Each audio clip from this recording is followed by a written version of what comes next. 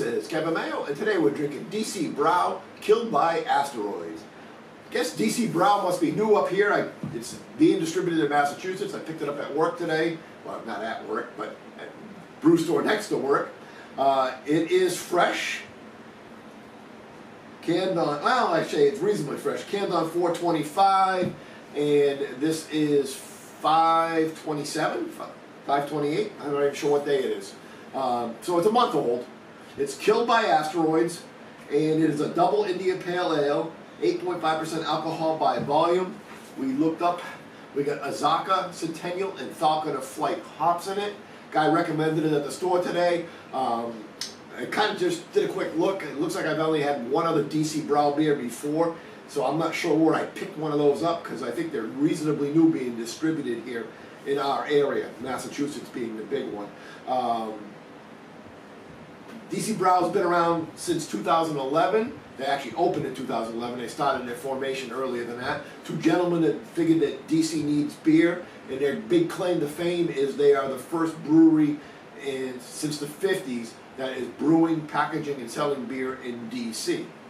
So let's go ahead and give it a crack and see what we got. As always, if you like the reviews, please subscribe. We're always looking for new friends. And go ahead and make comments, because we love talking about beer. Just looked at a video of their production facility that somebody did, and they're a pretty big operation. The video's from 2013, so it's 5 years old, and they were cranking out some beer back then, so they must be doing something right to be selling that kind of amount of beer. Color-wise, we got a dark yellow, depending on which light I use, but a very dark yellow, virtually, I don't know, I got really tiny bubbles streaming up through it, really tight bubbles. We got a small half a finger of head, and it's just slightly off white on the color for the head. Very typical double IPA, though I'm getting a little bit of pineapple. A little bit of caramel on the malt end of it. And some grapefruit. But yeah, so a little bit of juicy, pineapple-y in there, and like I said, some grapefruit, and then you also get a little malt background in the back end of it. And so we know what the hops are. I'm not sure how much dry hopping they do, because I'm not getting a ton of aroma blowing off of it, but let's go ahead and give it a try.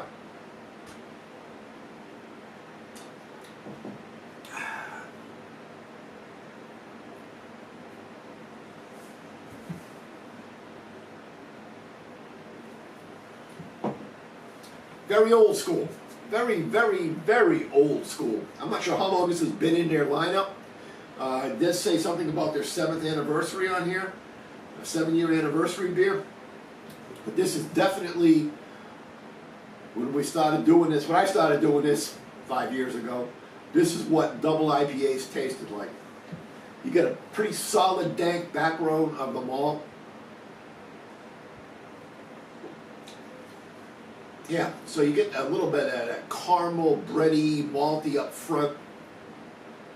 I get some grapefruit rind.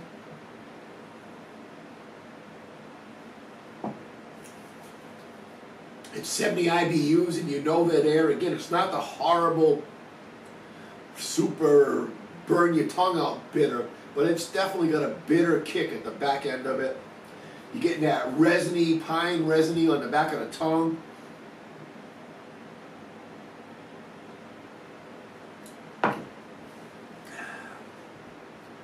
Yeah, they're really, like I said, it's very, very old school. And I don't want to really bang it. It's just not the whole, we're just getting so much juicy hop bomb stuff going on. That this is really more, rather than being a subtle on your palate kind of beer, this is a kick you where you live kind of beer. This is, put your big boy pants on, we're going to drink some beer kind of beer. So, there's a place for this kind of beer. This is really part of the style of beer that made IPAs. Back in the day when IPAs were just becoming all the rage.